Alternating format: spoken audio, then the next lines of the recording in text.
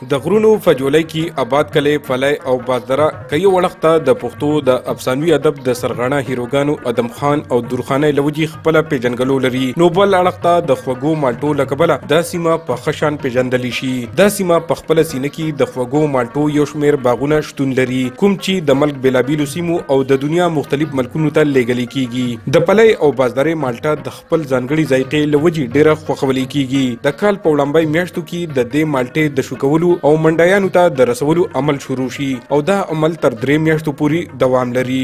د پلی او بازداري خلک خپل خواخوږو له مالټې هم ډالۍ کوي او دا روایت د ډېرې مودې راسي را روان دی.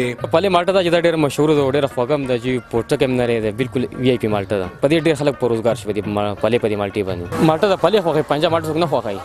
پنجاب مالټه موږ نه خرڅېدل. پلی د مالټو یو نوم دی نو په ټوله دنیا کې به د پلی د مالټو په شان مالټه نه او بل دا خبره ده چې موږ په خپله دغه بډخیلې نه او یا د لرې لرې ځایونو نور خلک هم راځي دلته پلی ته چکر له او دا مالټې خورو دلته دلته یې مو خورو او ځان سره یې کورونو ته هم یوسو او ملګرو ته ډالۍ هم یوسو. د پلی او بازدارې آب و هوا د مالټو د ښه پیداوار لپاره ډېره صحتمنده ده ولې په دې سیمه کې د څه مودې راسي د اوبو کمود هم پیدا شوی دی کوم چې دا قیمتي پنګه متاثر کولی شي. د سیمې باغوانانو غوښتنه کړې چې پلی او بازدره کې دي د اوبو ټیوبویلونه جوړ کړي شي او باغوانانو ته دي نور سہولیات هم ورکړي شي چې د مالټې روزګار نور هم وده بیا مومي.